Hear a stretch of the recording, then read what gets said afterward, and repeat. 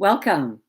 I'm Alice Alicia Jones, and this is another one of my living consciously videos. I am.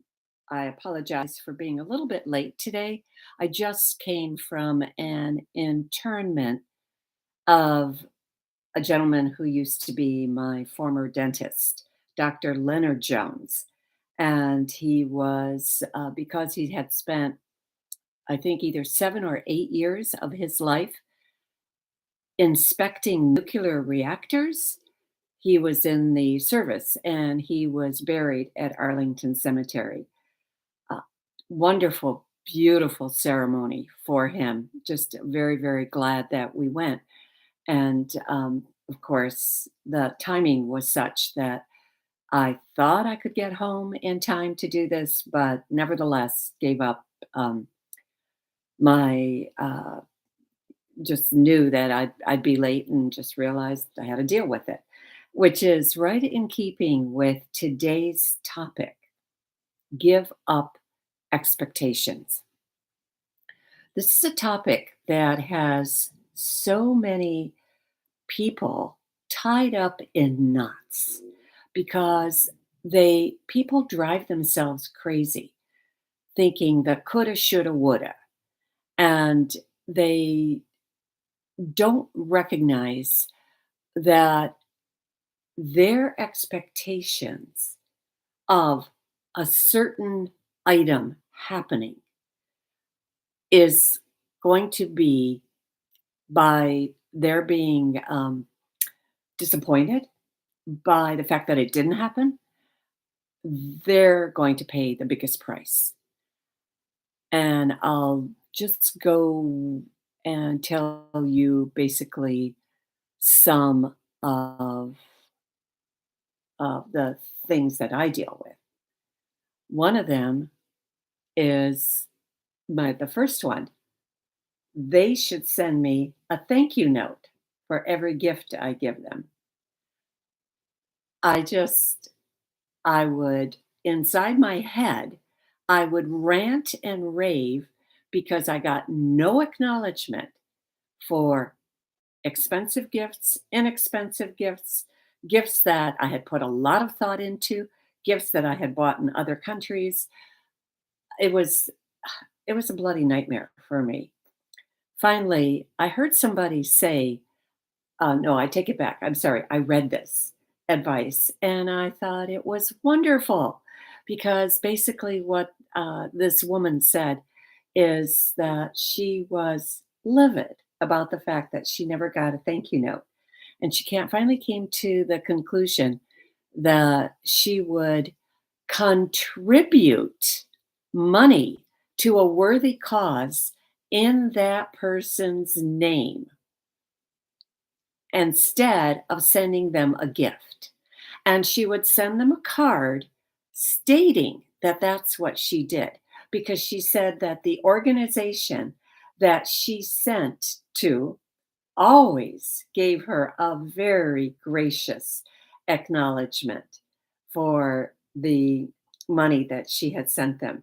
And after I read that, I thought that is perfect because now I can choose to do that, or I can choose to give a gift knowing I will not receive an acknowledgement for that gift. My choice. And because it's my choice, I don't have to stew and steam about the fact that I'm not getting any acknowledgement for this gift because I have another way. I have an alternative solution to this. And I it just removed such a burden and of, you know, of feelings that were building up within me that were just making me feel bad. That's the only way I can describe it. I was causing it to myself because everything you do to yourself. Everything that happens to you is a reflection of something that is inside of you. So please just know that there is another way.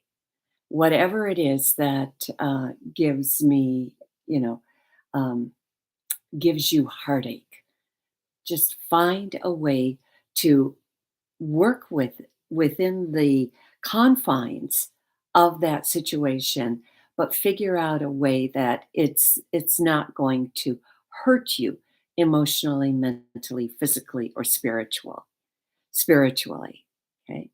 Another one of these items that just made me feel pretty awful is they don't call me enough. And I recognized that I thought back to when I first married my first husband. And I realized that one time I forgot to call my father and wish him a happy Father's Day. That's a pretty big offense. And effectively, my children have never not wished me a happy birthday or a happy Mother's Day. It just so happens that my birthday usually is about a week away from Mother's Day, and my daughter's birthday is 2 days before mine.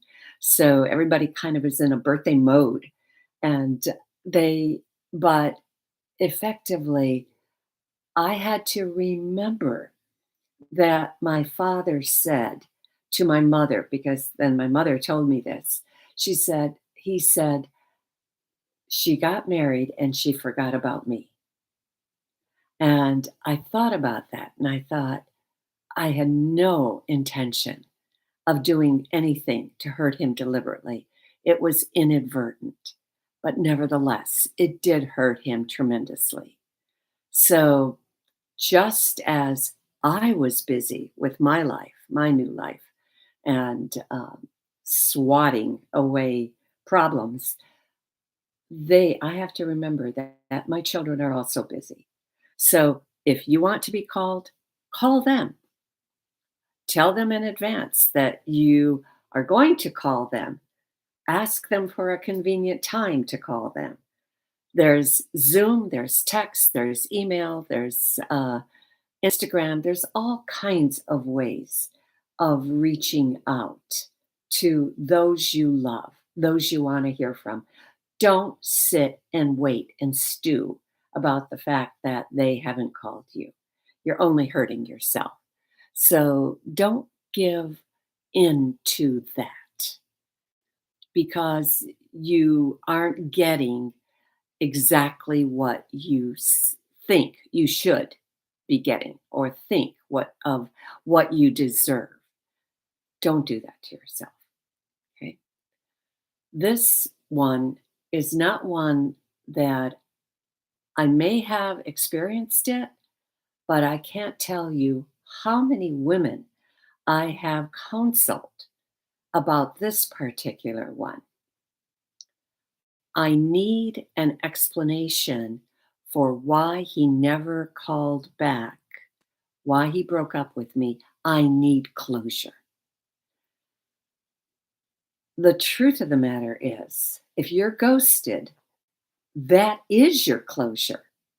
If you're ghosted, if you're not being given the courtesy of a phone call, even if you had set up plans and all of a sudden the man isn't there, or the partner, the woman, the however it shows up in your life, don't feel like you're going to get anything more. That fact alone is enough to tell you they don't want to deal with it. And this is the only way they feel they can deal with it. Because when hearing from the the uh, like the last person that, or one of the last people that I just counseled, has come down with an autoimmune disorder from the very time that her last major boyfriend walked out on her without explanation. What has she done? She's attacked her own body. She has now given herself the right effectively to do herself in without even realizing it, without recognizing what she's doing to herself. She is attacking her own body by setting up an autoimmune disorder, which leads to complications with eating, with sleeping, with health in every respect.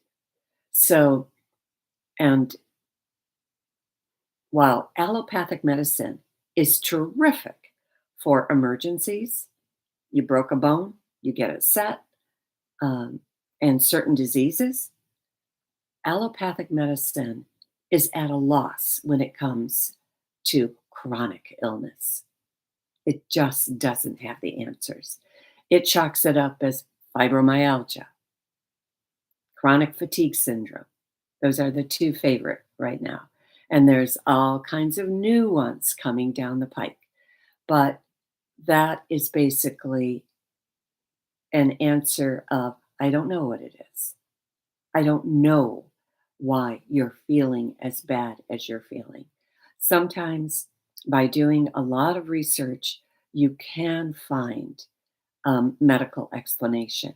Most of the time, I have found it appears in the form of mental and emotional issues. And the mental and emotional issues, while they start out in your energy field, they eventually work their way into your physical body and they wreak havoc with you.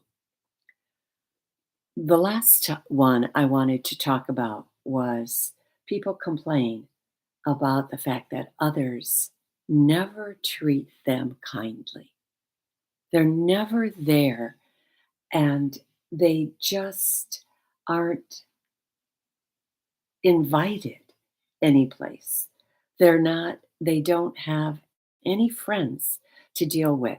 But yet, if when they're in front of me as a client, all I hear is litany of complaints of and the only thing that goes through my mind is if you're treating your friends in this same manner, if you're treating your children in the same manner, your siblings, your parents, your lovers, whatever, with a litany of complaints, then you're not even recognize that those same complaints are pushing these people further away from you.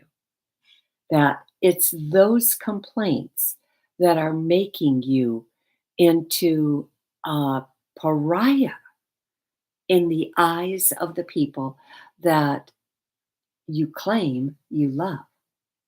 And the only way out of that is to show and express absolute delight when you do get a kind treatment. In other words, reinforce the positive.